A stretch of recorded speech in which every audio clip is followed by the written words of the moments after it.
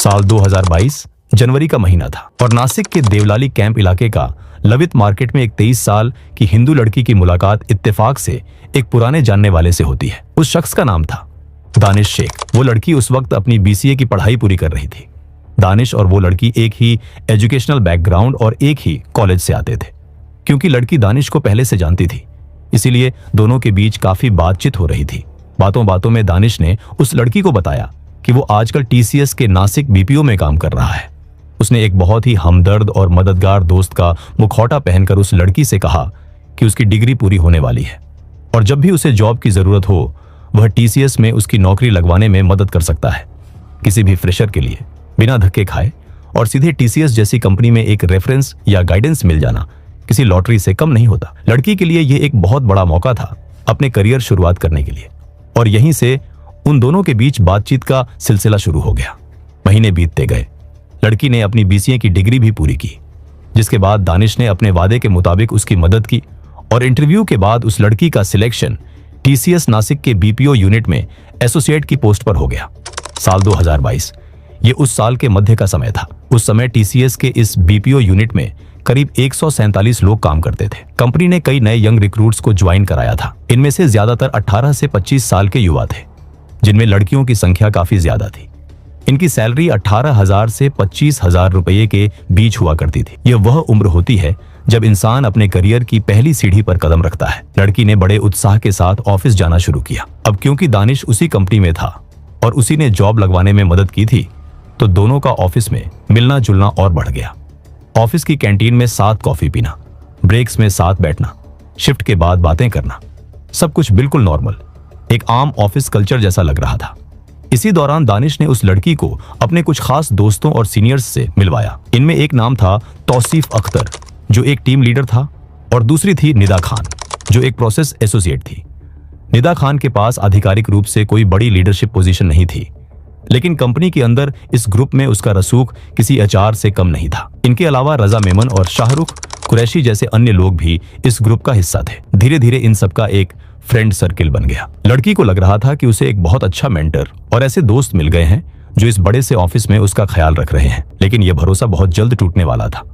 जुलाई 2022 और उस समय पहली बार हालात ने एक भयानक करवट ली। लड़की को ऑफिस ज्वाइन किए हुए ज्यादा वक्त नहीं हुआ था। एक दिन दानिश ने उसे कॉल किया और उसे मिलने के लिए देवलाली कैंप इलाके की खंडोबा टेकरी पर बुलाया। ये एक पहाड़ी और थोड़ा सुनसान इलाका है। लड़की बिना किसी शक के एक दोस्त पर भरोसा करते हुए वहां पहुंच गई। वह नॉर्मल बातचीत की उम्मीद कर रही थी, लेकिन वहां पहुंचते ही दानिश का बर्ताव अचानक पूरी तरह बदल गया। दानिश उसके बेहद करीब आया और उसने जबरदस्ती उस पर शारीरिक संबंध बनाने का दबाव डालना शुरू कर दिया। उसने उसे जबरन किस करने की कोशिश की। दानिश के इस हरकत से लड़की पूरी तरह से सन्न रह गई थी। उसने फौरन दानिश को धक्का दिया, इसका कड़ा विरोध किया और वहां से जाने लगी। जब दानिश देखा कि लड़की घबरा गई है और विरोध कर रही है, तो उसने फौरन एक यू टर्न लिया। उसने एक क्लासिक इमोशनल कार्ड खेलते हुए लड़की से कहा कि वह ऐसा इसलिए कर रहा है क्योंकि वह उससे बहुत प्यार करता है और उससे शादी करना चाहता है। यह एक सोची समझी मनोवैज्ञानिक चाल थी। पहले सामने वाले की फिजिकल बाउंड्री तोड़ने की कोशिश करना और जब वह विरोध करे तो प्यार और कमिटमेंट का झूठा वादा देकर उसे कंफ्यूज कर देना। 23 साल की वह लड़की, जिसकी यह पहली जॉब थी, अपने सीनियर के इस बर्ताव से डर गई थी।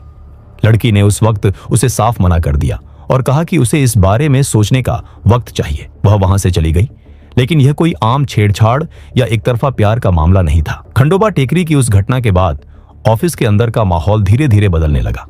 दानिश, तौसीफ और निदा खान अब उस लड़की के साथ जब भी बैठते, उनकी बातचीत का दायरा काम और करियर से हटकर धर्म पर आ जाता था। शुरुआत बहुत ही साधारण बहसों से हुई। वे लोग हिंदू धर्म और इस्लाम के बीच तुलना करने लगे। वे बार बार बहुत ही चालाकी से उस लड़की के दिमाग में यह बात डालने लगे कि कैसे इस्लाम ज्यादा बेहतर और सुरक्षित है। वे हिंदू देवी देवताओं के बारे में ऐसे शब्द इस्तेमाल करते थे जो बेहद आपत्तिजनक और अपमानजनक थे। शिवलिंग, भगवान शिव, श्री कृष्ण और द्रौपदी को लेकर ऐसी बातें कही जाने लगीं जो किसी की भी आस्था को गहरी चोट पहुंचा सकती थी। यह सिर्फ कुछ लोगों की राय नहीं थी, बल्कि यह उस लड़की की पहचान और उसके विश्वास पर किया जा रहा एक सीधा मनोवैज्ञानिक हमला था। लड़की को तब तक यह अंदाजा ही नहीं था कि उसके साथ असल में क्या हो रहा है। इसके बाद दानिश शादी का ही झूठे सपने दिखाकर उस 23 साल की लड़की को इमोशनली इस कदर अपने जाल में फंसा लिया था कि वह सही और गलत के बीच का फर्क भूल गई। दानिश उसे नासिक के त्रिंबक रोड पर स्थित होटलों में ले जाता था और शादी का झांसा देकर उसके साथ लगातार शारीरिक संबंध बनाता था। लेकिन यह कहानी सिर्फ एक धोखेबाज प्रेमी की नहीं थी। दानिश के बाद इस खेल में तौसीफ अख्तर की एंट्री हुई। जब उसे दानिश और उस लड़की के संबंधों के बारे में पता चला तो उसने इसका फायदा उठाने की खौफनाक साजिश रची। तौसीफ ने उस लड़की को ब्लैकमेल करना शुरू कर दिया। वह उसे धमकी देता था कि अगर उसने उसकी बात नहीं मानी और उसके साथ शारीरिक संबंध नहीं बनाए तो वह दानिश के साथ उसके रिश्तों का सच उसके परिवार वालों को बता देगा। ऑफिस की लॉबी हो या पेंट्री, तौसीफ हर जगह उसे परेशान करता था, उसे गलत तरीके से छूने की कोशिश करता था। डर और बदनामी के साये में वह लड़की घुट घुट कर जीने लगी थी। उसे समझ ही नहीं रहा था कि क्या करे। फिर इसके बाद एक दिन फरवरी 2026, उस दिन उस 23 साल की पहली पीड़िता के पास एक अनजान महिला का मैसेज आया। उस महिला का नाम महरीन था। महरीन ने लड़की को जो सच बताया उसने उसके पैरों तले जमीन खिसका दी। महरीन ने बताया कि वह दानिश शेख की पत्नी है और उनके 2 बच्चे भी हैं। जिस इंसान ने शादी का झांसा देकर सालों तक उस लड़की का शारीरिक और मानसिक शोषण किया था वह पहले से ही शादीशुदा था। यह बात सुनकर लड़की पूरी तरह से हैरान रह गई। इसके बाद जब लड़की सीधे दानिश के पास गई और दानिश का सामना किया और उससे उसकी पत्नी और बच्चों के बारे में पूछा तो दानिश ने बड़ी ही बेरहमी से यह बात कबूल कर ली कि उसका उस लड़की से शादी करने का कभी कोई इरादा था ही नहीं। यह एक ऐसा पल था जब उस लड़की के सब्र का बांध टूट गया। उसे समझ आ गया कि उसके साथ जो हुआ वह प्यार नहीं बल्कि एक बहुत बड़ा और घिनौना धोखा था। यह सुनकर वो लड़की पूरी तरह से टूट चुकी थी। इसी दौरान बाहर की दुनिया में भी एक बड़ी हलचल शुरू हो चुकी थी। फरवरी 2026, फरवरी के ही महीने में नासिक सिटी पुलिस के पास एक स्थानीय राजनीतिक कार्यकर्ता पहुंचा। उसने पुलिस को एक बेहद चौंकाने वाली जानकारी दी। उसने बताया कि टीसीएस बीपीओ में काम करने वाली एक 22 से 23 साल की हिंदू लड़की का ब्रेन वॉश किया जा रहा है। वह लड़की अचानक से इस्लामिक तौर तरीके फॉलो करने लगी है और रमजान के दौरान उसने बाकायदा रोजे भी रखे हैं। मामला एक बड़ी कॉरपोरेट कंपनी से जुड़ा था और इसमें जबरन धर्मांतरण यानी फोर्स्ड कन्वर्जन का एंगल था। इसलिए पुलिस तुरंत हरकत में आई। पुलिस ने बिना किसी शोर शराबे के उस लड़की के परिवार से संपर्क किया। परिवार की हालत देखकर पुलिस भी हैरान रह गई। माता पिता बेहद डरे हुए थे। उन्होंने पुलिस को बताया कि उनकी बेटी का व्यवहार पिछले कुछ समय से पूरी तरह बदल गया है। वह इस्लाम के नियमों का पालन करने लगी है और उसकी लाइफस्टाइल पूरी तरह से इस्लामिक हो चुकी है। हालात इतने बिगड़ चुके थे और परिवार इतना खौफजदा था कि उन्होंने अपनी बेटी का ऑफिस जाना तक बंद करवा दिया था। पुलिस को यह समझने में देर नहीं लगी कि यह मामला सिर्फ एक लड़की का नहीं है। टीसीएस के उस बीपीओ के अंदर धर्मांतरण, ब्लैकमेलिंग और जिस्मानी शोषण का एक बहुत बड़ा नेक्सस चल रहा है। लेकिन सबसे बड़ी समस्या यह थी कि पुलिस बिना किसी पुख्ता सबूत के टीसीएस जैसी ग्लोबल और प्रतिष्ठित कंपनी के कैंपस में छापा नहीं मार सकती थी। उन्हें अंदर की हकीकत जानने के लिए एक ऐसा प्लान चाहिए था जिस पर किसी को शक न हो। और यहीं से नींव रखी गई भारत के कॉरपोरेट इतिहास के सबसे बड़े और गुप्त अंडरकवर ऑपरेशन की। नासिक पुलिस ने अपनी सबसे काबिल 6 महिला कांस्टेबल्स को इस ऑपरेशन के लिए चुना। इन कांस्टेबल्स को खास ट्रेनिंग दी गई और सादे कपड़ों में हाउसकीपिंग और सपोर्ट स्टाफ के रूप में टीसीएस नासिक बीपीओ के अंदर प्लांट कर दिया गया। ये महिला पुलिसकर्मी अब उसी फ्लोर पर झाड़ू पोछा लगाने और सफाई करने का काम कर रही थी जहां यह पूरा सिंडिकेट अपना खौफनाक खेल चला रहा था। लगातार 40 दिनों तक ये अंडरकवर महिला पुलिसकर्मी ऑफिस के हर कोने पर नजर रखे हुए थी। वे चुपचाप अपना काम करती थीं, लेकिन उनके कान हर बातचीत पर होते थे। उन्होंने देखा कि कैसे दानिश, तौसीफ, रजा मेमन और शाहरुख कुरैशी जैसी टीम लीडर्स लड़कियों के पास जाकर अश्लील बातें करते थे। उन्होंने देखा कि कैसे पेंट्री और मीटिंग रूम्स में लड़कियों को गलत तरीके से छुआ जाता था और कैसे निदा खान नाम की प्रोसेस एसोसिएट लड़कियों को धर्म बदलने के लिए ब्रेन वॉश कर रही थी। हर शाम ये पुलिसकर्मी अपनी शिफ्ट खत्म होने के बाद बाहर आती और अपने सीनियर अफसरों को दिन भर की रिपोर्ट देती थी। 40 दिनों के इस ऑपरेशन ने पुलिस के सामने इस बात को शीशे की तरह साफ कर दिया कि टिप बिल्कुल सही थी। उस ऑफिस के अंदर एक ऑर्गेनाइज्ड गैंग चल रहा था जो काम के दबाव और नौकरी के डर का फायदा उठाकर लड़कियों का जिस्मानी और मानसिक शिकार कर रहा था। सबूत इकट्ठा हो चुके थे, लेकिन पुलिस सीधा एक्शन नहीं ले सकती थी। उन्हें किसी पीड़ित का बयान चाहिए था। इसी दौरान पुलिस ने उन लड़कियों की पहचान की जो सबसे ज्यादा परेशान और डरी हुई थी। महिला पुलिस अधिकारियों ने ऑफिस के बाहर बेहद सुरक्षित जगहों पर इन लड़कियों से गुपचुप तरीके से मुलाकात की। उनकी काउंसलिंग की गई। उन्हें भरोसा दिलाया गया कि पुलिस उनके साथ खड़ी है और उनके करियर या परिवार पर कोई आंच नहीं आने दी जाएगी। पुलिस के इस मजबूत सहारे ने उस चुप्पी के बांध को तोड़ दिया जो सालों से इन लड़कियों के होठों पर बंधा था। 26 मार्च 2026, यह वो दिन था जब इस पूरे सिंडिकेट की नींव हिल गई। उस 23 साल की पहली शिकार लड़की ने हिम्मत जुटाई और देवलाली कैंप पुलिस स्टेशन में पहली फॉर्मल एफआईआर दर्ज करवाई। इस एफआईआर में दानिश शेख पर शादी का झूठा वादा करके रेप करने, तौसीफ पर ब्लैकमेल करने और निदा खान पर धार्मिक भावनाएं आहत करने के संगीन आरोप लगाए गए। जैसे ही पुलिस की मौजूदगी में यह पहली एफआईआर दर्ज हुई, ऑफिस के अंदर खौफ के साये में जी रही बाकी लड़कियों को भी हिम्मत मिल गई। 26 मार्च से लेकर 3 अप्रैल 2026 के बीच पुलिस स्टेशन में मानो बाढ़ आ गई। एक के बाद एक कुल 8 और कर्मचारियों, जिसमें से 7 लड़कियां और 1 लड़के ने आगे आकर अपनी आप बीती पुलिस को बताई। इन 9 दिनों के अंदर मुंबई नाका पुलिस स्टेशन और देवलाली कैंप पुलिस स्टेशन में कुल 9 एफआईआर दर्ज की गई। ये कोई एक अलग थलग घटना नहीं थी। पुलिस की एफआईआर में दर्ज तथ्य बताते हैं कि इस बीपीओ के अंदर एक पूरा ऑर्गेनाइज्ड गैंग काम कर रहा था। इस सिंडिकेट में तौसिफ, दानिश शेख और निदा खान के अलावा रजा मेमन, शाहरुख कुरैशी, शफी शेख और आसिफ अंसारी जैसे सीनियर कर्मचारी और टीम लीडर्स शामिल थे। इनका निशाना 18 से 25 साल की वो नई लड़कियां थीं जो अपने करियर को लेकर असुरक्षित थीं। लड़कियों को काम के बहाने डेस्क पर बुलाया जाता था और फिर बेहद आपत्तिजनक और भद्दे कमेंट्स किए जाते थे। एक लड़की ने कंप्लेंट की थी कि शाहरुख और रजा मेमन लड़कियों की पर्सनल लाइफ, उनके पास्ट रिलेशनशिप और उनकी सेक्सुअल लाइफ को लेकर सवाल करते थे। उन पर बॉडी शेमिंग कमेंट्स किए जाते थे। यही नहीं, दूसरी कंप्लेंट में लिखा था कि 19 मार्च 2026 यानी गुड़ी पाड़वा के दिन तो हद ही पार हो गई। ऑफिस फ्लोर पर सबके सामने रजा मेमन ने एक 23 साल की हिंदू लड़की की साड़ी का पल्लू खींच लिया। वहीं तौसीफ और आसिफ अंसारी ने उस पर अश्लील टिप्पणियां की और हिंदू देवी देवताओं का मजाक उड़ाया। शफी शेख नाम का एक और आरोपी मीटिंग्स के दौरान महिला कर्मचारियों को गलत नजरों से घूरता था। आसिफ अंसारी का बर्ताव तो और भी ज्यादा खौफनाक था। वह लड़कियों को गलत जगहों पर छूता और उनके धर्म को लेकर जहर उगलता था।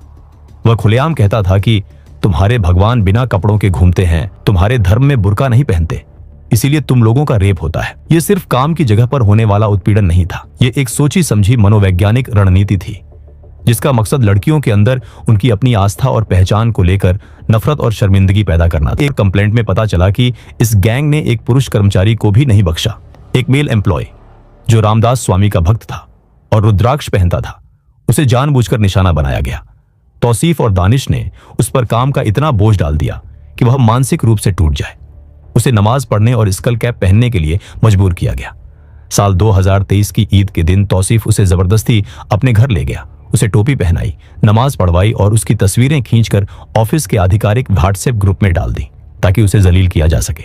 जब इस कर्मचारी ने विरोध किया तो तौसीफ ने उसकी पत्नी को लेकर एक इतनी नीच बात कही जिसे सुनकर कोई भी कांप जाए। चूंकि उस कर्मचारी की पत्नी को मेडिकल कारणों से बच्चा नहीं हो रहा था, तौसीफ ने उससे कहा कि अगर उसे बच्चा चाहिए तो वह अपनी पत्नी को उसके पास भेज दे।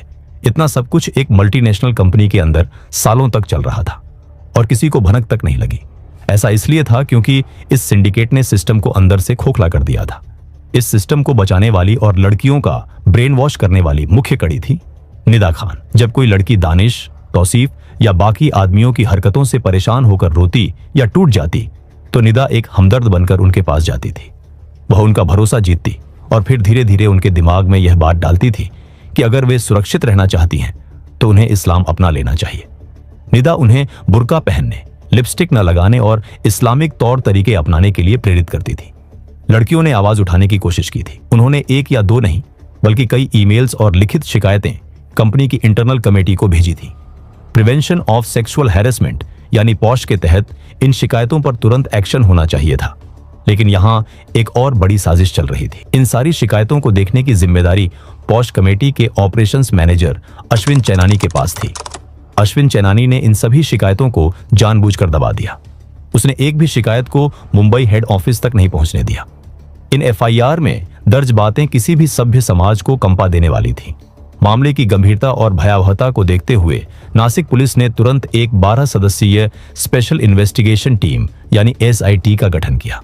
इस टीम की कमान ACP संदीप मिटके को सौंपी गई। अब पुलिस के पास सबूत भी थे और गवाह भी। इसके बाद शुरू हुआ गिरफ्तारियों का सिलसिला। SIT ने बिजली की फुर्ती दिखाते हुए एक झटके में 7 आरोपियों को गिरफ्तार कर लिया। दानिश शेख, तौसीफ अख्तर, रजा मेमन, शाहरुख कुरैशी, शफी शेख और आसिफ अंसारी अब पुलिस की गिरफ्त में थे।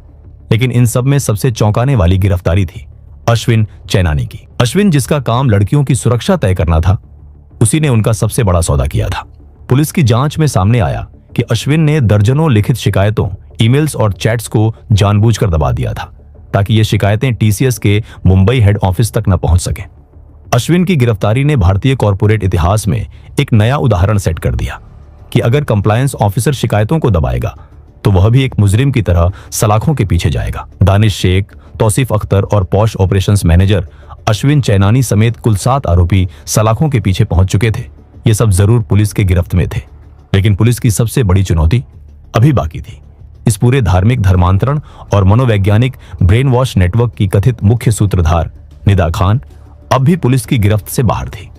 9 अप्रैल 2026 उस दिन को जैसे ही टीसीएस मैनेजमेंट ने निदा खान को आधिकारिक सस्पेंशन लेटर थमाया, वह रातों रात नासिक से गायब हो गई। उसने न सिर्फ अपना बल्कि अपने करीबियों का मोबाइल फोन भी बंद कर लिया। पुलिस ने उसे फरार घोषित कर दिया और उसकी तलाश में मुंबई, ठाणे और भिवंडी के इलाकों में 3 विशेष टीमें तैनात कर दी। इन्वेस्टिगेशन के दौरान पुलिस ने मुंब्रा इलाके में निदा खान के पति को हिरासत में लिया। कड़ी पूछताछ के दौरान पति ने पुलिस को एक रिश्तेदार के घर का पता दिया जहां निदा के छुपे होने की बात कही गई थी, लेकिन जब पुलिस की रेडिंग टीम वहां पहुंची तो दरवाजे पर ताला लटका मिला। 18 अप्रैल 2026 उस दिन इस केस में एक बड़ा कानूनी दांव खेला गया। निदा खान के बचाव पक्ष के वकीलों राहुल कासलीवाल और बाबा सैयद ने नासिक सेशंस कोर्ट में एंटीसिपेटरी बेल की अर्जी दाखिल कर दी। इस अर्जी में एक ऐसा तर्क रखा गया जिसने केस की संवेदनशीलता को और बढ़ा दिया। अदालत में यह दलील दी गई कि 26 साल की निदा खान 7 से 8 हफ्ते की गर्भवती है। बचाव पक्ष ने दावा किया कि निदा को इस मामले में झूठा फंसाया गया है। उनके वकीलों और परिवार का कहना था कि मीडिया में निदा खान को गलत तरीके से एचआर मैनेजर बताया जा रहा है, जबकि असलियत में वह सिर्फ एक प्रोसेस एसोसिएट और टेलीकॉलर थी जिसके पास कंपनी में कोई पावर या रिक्रूटमेंट की जिम्मेदारी नहीं थी। परिवार ने बचाव में कहा कि वह बस एक आम कर्मचारी थी जिसे सिर्फ इसलिए फंसाया जा रहा है क्योंकि वह उस ऑफिस में काम करती थी। 20 अप्रैल 2026 को इस एंटीसिपेटोरी बेल पर सुनवाई तय की गई और कोर्ट ने निदा खान को एंटीसिपेटोरी बेल देने से साफ मना कर दिया। पुलिस को 27 अप्रैल तक का समय दिया गया है, यानी 1 हफ्ता, ताकि निदा खान को ढूंढकर गिरफ्तार किया जा सके। इसके बाद जैसे जैसे एसआईटी ने इन आरोपियों के इलेक्ट्रॉनिक गैजेट्स को खंगालना शुरू किया, इस केस की परतें और गहरी होती चली गईं। पुलिस ने कंपनी के 40 से ज्यादा सीसीटीवी फुटेज कब्जे में लिए और 78 से ज्यादा संदिग्ध कॉल रिकॉर्ड्स और एनक्रिप्टेड चैट्स रिकवर किए। इन चैट्स और कॉल रिकॉर्ड्स ने पुलिस को एक ऐसे सच से रूबरू करवाया जिससे यह केस एक राष्ट्रीय सुरक्षा का मुद्दा बन गया। जांच में एक मलेशिया लिंक सामने आया। पुलिस को ऐसी जानकारी मिली कि एक शख्स मलेशिया से बैठकर इस पूरे गिरोह को ऑपरेट कर रहा था। ऐसा कहा गया कि यह कोई आम शख्स नहीं बल्कि एक कट्टरपंथी प्रीचर यानी धर्मगुरु था। एक कॉन्ट्रैक्ट कर्मचारी ने तो पुलिस को यहां तक बताया कि इन लड़कियों को फंसाने और धर्म परिवर्तन करवाने के लिए आरोपियों को बाहर से मोटी फंडिंग भी मिलती थी। यह कॉरपोरेट जिहाद का एक बेहद खतरनाक और अंतर्राष्ट्रीय नेक्सस था। जैसे ही विदेशी फंडिंग, मलेशियाई हैंडलर और ऑर्गेनाइज्ड धर्मांतरण की बात सामने आई, नासिक पुलिस कमिश्नर संदीप कर्णिक ने फौरन मामले की जानकारी देश की सबसे बड़ी जांच एजेंसियों को दे दी। अब इस केस में नेशनल इन्वेस्टिगेशन एजेंसी यानी NIA, Maharashtra state intelligence department यानी एसआईडी और एंटी टेररिज्म स्क्वाड यानी एटीएस की एंट्री हो चुकी थी। एटीएस ने हिरासत में ले गए रजा मेमन और शफी शेख को घंटों तक इंटरोगेट किया ताकि उनके पासवर्ड और विदेशी खातों की जानकारी निकाली जा सके। वही सुरक्षा कारणों को देखते हुए नासिक बीपीओ को बंद करके वहां के सभी कर्मचारियों को अगले आदेश तक वर्क फ्रॉम होम पर भेज दिया गया। इस पूरे अपराध ने एक बड़ा राजनीतिक रूप भी ले लिया। महाराष्ट्र के मुख्यमंत्री देवेंद्र फडणवीस ने एक सख्त सार्वजनिक बयान दिया कि राज्य सरकार इस बात की गहराई से जांच कर रही है कि कहीं यह कॉरपोरेट जिहाद का कोई बड़ा और संगठित मॉडल तो नहीं है। उन्होंने भरोसा दिलाया कि अगर यह कॉरपोरेट जिहाद साबित होता है तो इस नेटवर्क को जड़ से उखाड़ फेंका जाएगा। टीसीएस नासिक का यह मामला भारतीय कॉरपोरेट इतिहास में एक डरावने और कभी न भूलने वाले सबक की तरह दर्ज हो चुका है। साल 2022 से 2026 तक उन 18 से 25 साल की युवा लड़कियों और कर्मचारियों ने जिस खौफ, घुटन, जिस्मानी शोषण और ब्लैकमेलिंग का सामना किया, वह कॉरपोरेट दुनिया की उस काली सच्चाई को उजागर करता है जिसे अक्सर बैलेंस शीट और मुनाफे के पीछे छुपा दिया जाता है। कानूनी एजेंसियां अपना काम कर रही हैं, अदालतें सबूतों को परख रही हैं, लेकिन इस घटना ने स्पष्ट कर दिया है कि सिर्फ कागजों पर नीतियां बना देना काफी नहीं है। जब तक जमीनी स्तर पर सिस्टम में ईमानदारी और सख्त निगरानी नहीं होगी, तब तक सुरक्षित भविष्य की तलाश में निकले युवा ऐसे ही अदृश्य जालों का शिकार होते रहेंगे। बाकी दोस्तों, आपको क्या लगता है, इन मुजरिमों को कौन सी सजा मिलनी चाहिए? हमें कमेंट करके जरूर बताएं। और ऐसे ही रियल क्राइम स्टोरीज देखने के लिए हमारे इस वीडियो को एक लाइक और चैनल को सब्सक्राइब जरूर करें। धन्यवाद। जय हिंद।